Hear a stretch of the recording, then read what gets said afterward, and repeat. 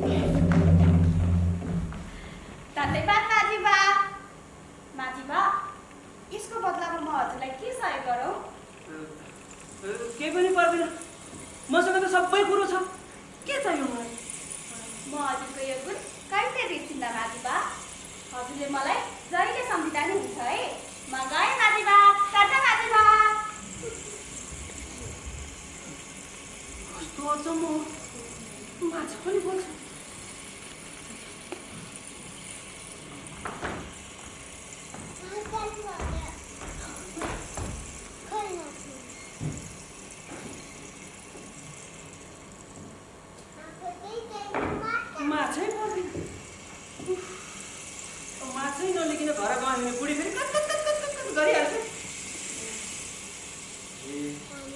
यो कुरा चाहिँ बुढीलाई सुनाउनुपर्छ।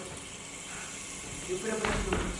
बुढी फेरि धोकाको धोकाले हान्दा पनि दुख्छ, तैँले छुरा कम्दा दुख्छ। बिस्तारै भन्नु, बिस्तारै। माछा है माछा।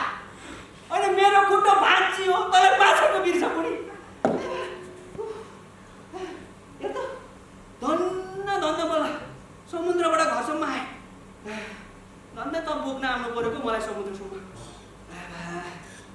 माछा चाहिँ ल्याएर माछा चाहिँ के भयो भने नि बुढी, हेर खासमा माछा मारे नि बुढी मैले। ओहो माछा कति मारे बुढी मैले आज। बाफ्रे बाप, यति माछा मारे मैले आज। तँलाई 2 महिनासम्म खान पुग्ने माछा मारेर 2 महिना आयो बुढी। 2 वर्ष त बसी खान पुग्ने यति माछा मारे मैले आज। बाफ्रे बाप, हेर आज समुद्रमा गएर झम्म जाल हानेको त, अनि जाल तान्नु पर्यो। यतिकै त माछा आउँदैन। यस्तरी जाल तानेको त जालैभरि माछै माछा है। त्यो जाल यता राखेर यता किनारमा राखे है माछाहरू। एकछिनपछि त्यो समुद्रमा यस्तरी बुक्लुको माछा आउनु। च्याप्पो समाते यता राख्यो, च्याप्पो समाते यता राख्यो, च्याप्पो समाते यता राख्यो। ओहो यति माछा, यति किनारमा। अब यत्रो माछा ल्याउनु त मैले भाँडै लगाएको थिइनँ। परि हेरेको एउटा बोरा देखेँ हेर है। त्यो बोरा ल्याएर सबै माछा गम्की गम हालेर बोरा भरे। अब त्यत्रो बोरा चाहिँ कसलाई बोकाएर पठाउनु भनेर सोच्दै थिएँ बुढी। हेर सो हिम्मत गरे भोलि सुन्नु भयो भने जरक्क बोरा उचालेर काँधमा राखेर बनको बाटो हस्ते हैसे गर्दै आयो। बुढो शरीर अब थकै पनि लाग्यो। चौतारीमा बिसाउन भारी भनेर यसो बिसाउँदै थिएँ। फेरि जरा यस्तरी बिसाएर लामो सास फेर्दै थिएँ बुढी। गर्दा त बुढी अगाडि बढ्थ्यो यत्रो बुढी यत्रो के बिरालो तेरो बुद्धि बिरालो यत्रो हुन्छ। बिरालो यत्रो हुन्छ त बुढी। बिरालो यत्रो हुन्छ नि बुढी। बिरालो है यत्रो बुढी यत्रो। वाह मलाई नि हेरेर बसेको छ। मलाई त डर लाग्यो बुढी।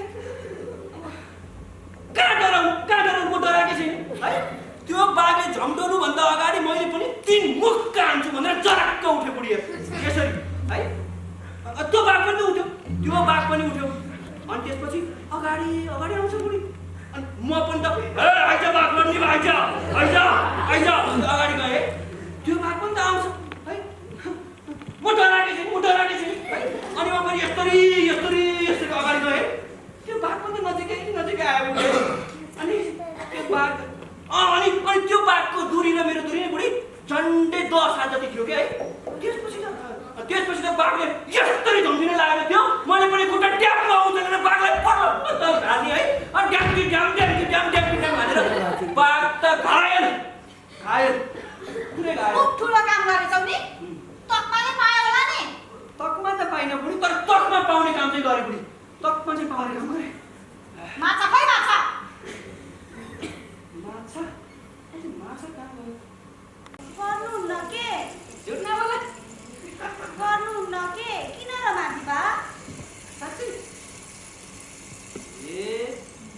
कस्तो हो त है। गाली गर्नुपर्ने कहिले गाली गर्नुपर्छ नि है। तर नि मेरी बुढीले त मलाई गाली गरेको नानी हेर। अघि हेर तिमीलाई भेटेको सबै कुरा बुढीलाई भनेको बुद्धि नभएको बुढो मागेपछि केही दिन्छु भनेपछि मागेर ल्याउनु पर्दैन पो भन्छु। अनि के गर्ने नानी, मलाई त एउटा माछा राख्ने भाँडो लिएर आइज भन्ने छ। अब मेरी बुढीको अनुहारै हेरेर भए पनि एउटा भाँडो चाहिँ दिनु पर्यो नानी। चिन्ता नगर्नुहोस् माथिबा, तपाईँ फर्कनुहोस्। तपाईँ घर पुग्दा तपाईँको घरमा माछी राख्ने भाँडो हुनेछ। म गएँ माथिबा। घरमा पो हुनेछ।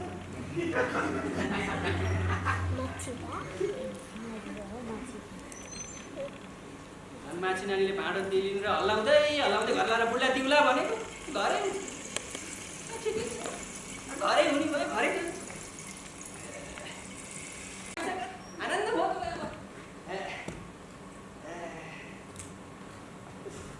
होइन भाँडो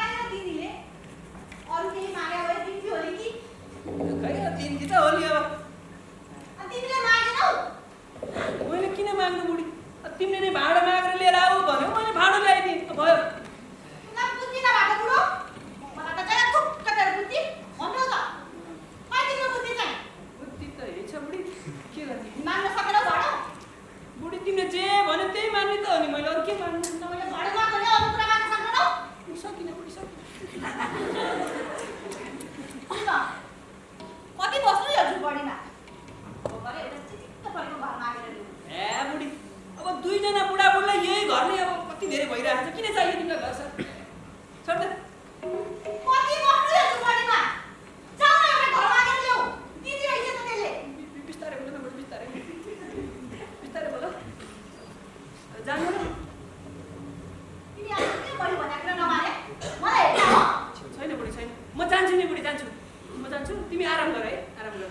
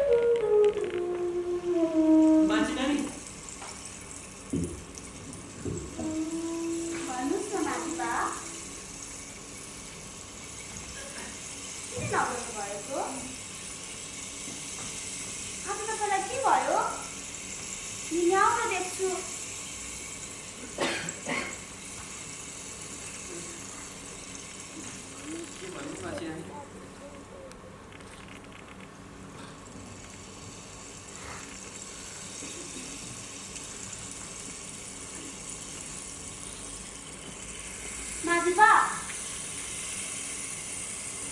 के भयो तपाईलाई? किन नबोल्नु भएको? के भन्नु नानी, मेरो श्रीमतीलाई त त्यो घरले पनि पुगेन रे। उसलाई त ठुलो दरबार चाहियो रे, अनि उसलाई महारानी बन्नु छ रे। यति सानो कुरामा पनि किन चिन्ता लिनु भएको माजिबा? म छु नि तपाईको। तपाईँ घर जानुहोस्। तपाईँ घर पुग्दा तपाईँको त्यो घर नै दरबार हुनेछ। म गएँ माजिबा।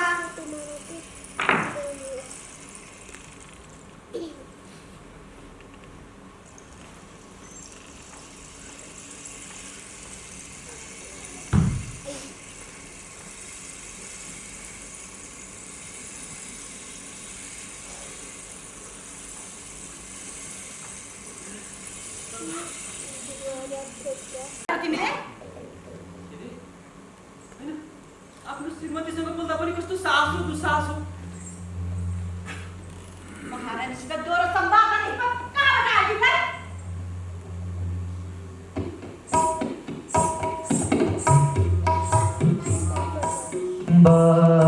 बुद्धि सुधि केही थिएन थियो त आडम्बर आफ्नै श्रीमानलाई गाली गर्थिन् उठ्थिन् हिँड्ने बारम्बार आफ्नै श्रीमानलाई गाली गर्थिन् उठ्थिन् हिँड्ने बारम्बार आफ्नै श्रीमानलाई गाली गर्थिन् उठ्थिन् हिँड्ने बारम्बार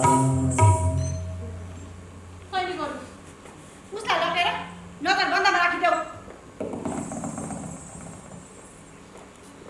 सुन न तिमीहरू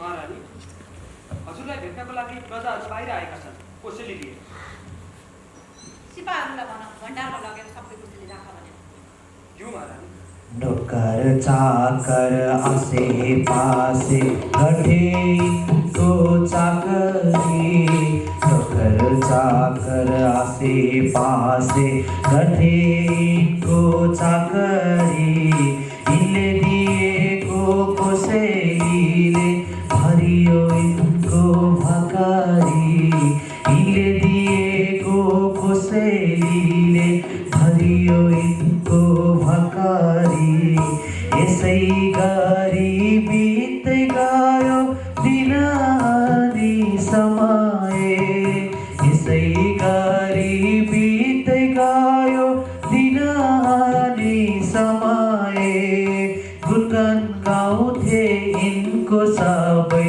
भन्थे सबले महारानी महारानी महारानी महामन्त्री यो महारानी हामीले राजकाज आरम्भ गरेको कति जति भयो होला त्यस्तै 2 वर्ष जति भयो महारानी 2 वर्ष बितिसकेछ यो महारानी मलाई त यो राजकाज खासै ठुलो हो जस्तो पनि लागेन अब त मलाई नयाँ रहर पलाएको छ अब त म यो समस्त समुद्रको महारानी हुन चाहन्छु अनि त्यो माछीलाई आफ्नो दासी बनाउन चाहन्छु दासी के यो सम्भव छ महामन्त्री यो महारानी यो त हजुरको श्रीमानबाट मात्र सम्भव छ महारानी उसो भए के हेरिरहेका छौ तिमीहरू जाऊ त उनीहरूलाई लिएर आऊ सिपाही यसै गरी बित्दै गयो दिन अनि समय यसै गरी बित्दै गयो दिन अनि समय गुणगान गाउँदै भन्थे सबले महारानी महारानी महारानी महारानी सुन माझी बुढो म तिमीलाई नजर बन्दाबाट मुक्त हुनका लागि एउटा सुनौलो अवसर दिँदैछु समुद्रमा गएर त्यो माझीलाई मेरो अगाडि लिएर आऊ अनि मलाई यो समस्त समुद्रको महारानी हुने अवसर दिलाऊ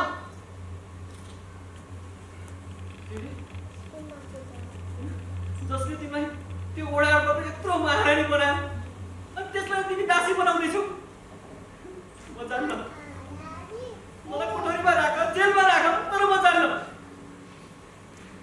तिमीले कसरी मैले भनेको कुरा इन्कार गर्न सक्यौ सिपाहीहरू उसलाई लिएर जाऊ यदि उसले मैले भनेको काम गरेन भने छेदन गरेर मेरो अगाडि ल्याएर फालिदेऊ